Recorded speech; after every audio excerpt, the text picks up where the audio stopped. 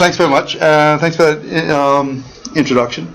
And as has just been mentioned, I think I'm here really because of those websites. And it was essentially a 15-year process of generating the income and putting together the staff and all the rest of it to create a series of major web resources, which, as has already been mentioned, actually give you keyword searchable access to about 35 billion words of historical material relating to British history from 1500 to 1900, and more particularly gives access to about 130 million words of highly marked up and tagged information about criminal records and social policy. And that process was absolutely wonderful. And what it resulted in was a series of projects that are recognized as having had a large amount of impact. So the ESRC and the AHRC and JISC all use these websites as their exemplars for academic impact in the humanities in particular, primarily because, of course, they can't find anything else to point to. So that's not really what I want to talk to you about today. Really, I want to talk about social media and the ways in which we actually talk to ourselves, talk to our communities differently, now that we actually have different mechanisms for doing so. And the place I always end up is with first principles. The question I always ask myself is, if you had a choice between having a reputation for doing world-changing research, but we're actually a bit crap, or doing real and world-changing research, but not having that reputation, which would you choose? You will all cry. That's a false dichotomy. We don't simply work on a superficial level in that way. The reputation allows you to get the money that allows the world-leading research to be done. But for me, it also challenges us to remember what's important. In other words, the starting point in relation to an agenda for impact has to be a fundamental, passionate belief in the importance of what you're doing anyway, whether or not you get credit for it. And in this context, it's always struck me that the people who are most affected are the ones who are caught up with the importance of their own work. So caught up with that simple passion that they publicize it with every breath. Twitter and blogs and embarrassingly drunken conversations at parties cannot be add-ons to how we produce stuff or how we consume it. It is a reflection of, it is part of that process of reflecting the extent to which you are passionately committed to your subject, to your research, to what you are doing to contribute to a broader change. And they have to be, that passion has to be reflected out there. I have a blog, and I'll talk about that a bit later, but better than my experience is that of a whole range of early career scholars who have actually been working hard at figuring out how to embed that social and public media presence into a career pattern, into a process of research and everyday life, everyday academic life. The person I like most on this is a guy named Ben Schmidt, and his very impressive blog, which is Sappy Attention. And his blog came out of passion for understanding language, which then became part of his doctorate, which then became the basis for his first book, which then became actually the basis for a startup company that came out of that, which then actually has created for him a platform for having a broader discussion as well as having an academic career. I mean, what he does, and this is the one that's been most successful, is basically take things like Downton Abbey and takes all the words from Downton Abbey and compares them to every word published in the year that it is purported to take place. And in the process, of course, demonstrates that the author of Downton Abbey was way out in very interesting and provocative ways in terms of how they actually represent that place and that time. And what he has been able to do is essentially create an alternative new methodology for critiquing the presentation of the past and different types of culture. by the application of some reasonably serious but not very challenging technical methodologies. And all of that is simply a reflection of the extent that he was able to craft what he was doing anyway into a public platform, into a research program, which then became a series of academically credible outputs that build into a single story.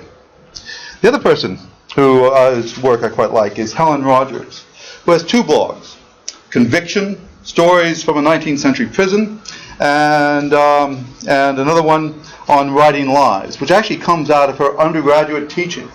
And the point about this is that, again, she uses her research as a basis for the blog and uses her blog as a place to work out her research. And more importantly, she then embeds that, folds it in to a process of working out her undergraduate teaching and how she wants to work with students at all levels.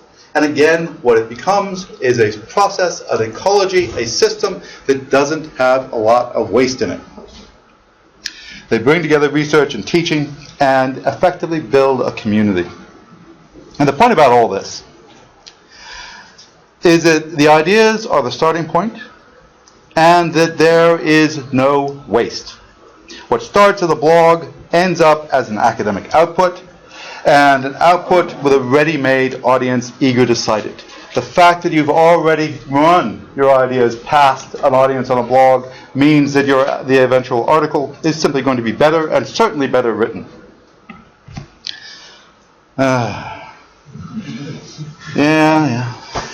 Blogs. If I give a talk, I turn it into a blog. If I write a review, I will blog it. If I sit in an archive and come up with something important, my notes will be blogged. This text will be blogged. And while it's unlikely to go on to contribute to an academic article, about half of the texts I blog eventually do end up being republished in different contexts and different forms. And the point about all that is it becomes part of that academic process. And knowing that there's an audience, whatever its size, also simply changes how you interact with that audience and how you write. It forces you to think a little bit harder about the reader, and in my experience actually makes your writing and academic engagement that much better. Most blog posts I put up, and it's a very small blog, get between 1,000 and 2,000 page views with comments. And each one is part of establishing a public position and contributing to a debate, and recycling the endless words that we all write, usually as a way of thinking about an issue. Most of us write to think, and if we don't do that publicly, we should do. And Twitter, James actually has already said much better than I, all the things I was going to say about Twitter. But I'm going to say it anyway. It's in many ways the same. Or at least like blogging, Twitter is good for making communities and finding collaborators and letting other people know what you're doing, of generating a community, but it also has another purpose, which James has already talked about. And I'm going to quote Dan Cohen on this, who's the director of the Digital Public Library of America. And what he always says about Twitter is that at the end of the week, late on Friday, before his first beer, he's aware of all the publications and developments, calls for papers and conferences he needs to know about. All that process of worrying about being out of touch, all that process of actually maintaining those networks is automated through Twitter. It's not about what you had for breakfast, it's about being on top of your field. And between them, it seems to me that Twitter and blogging just make good academic sense. And that's the context in which we need to think about them.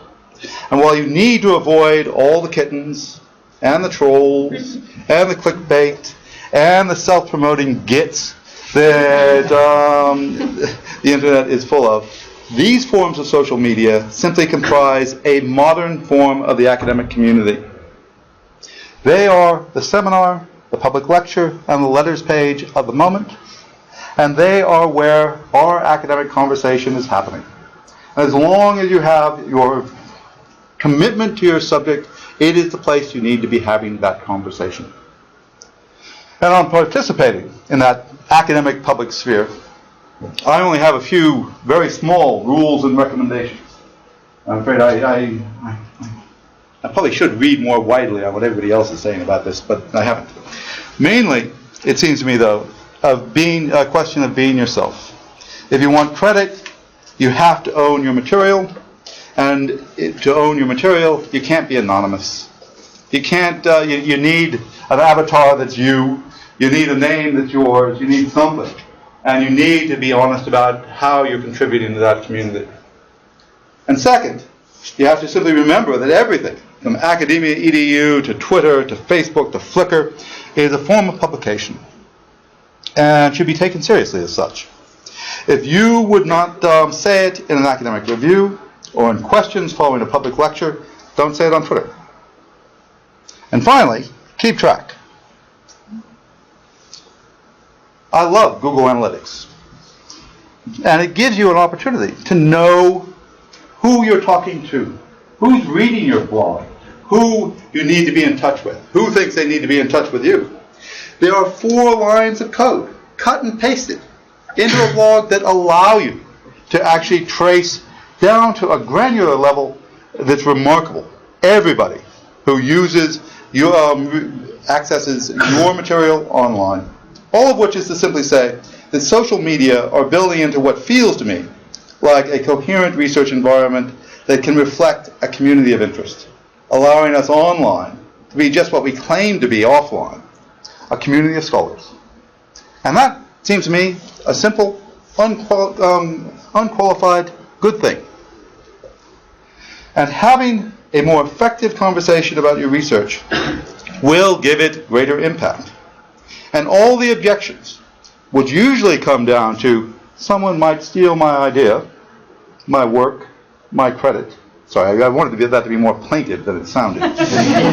Falls under the heading of people who answer the question I started off with, on the side of getting a reputation, regardless of the importance of their work, rather than on the side of simply doing good research.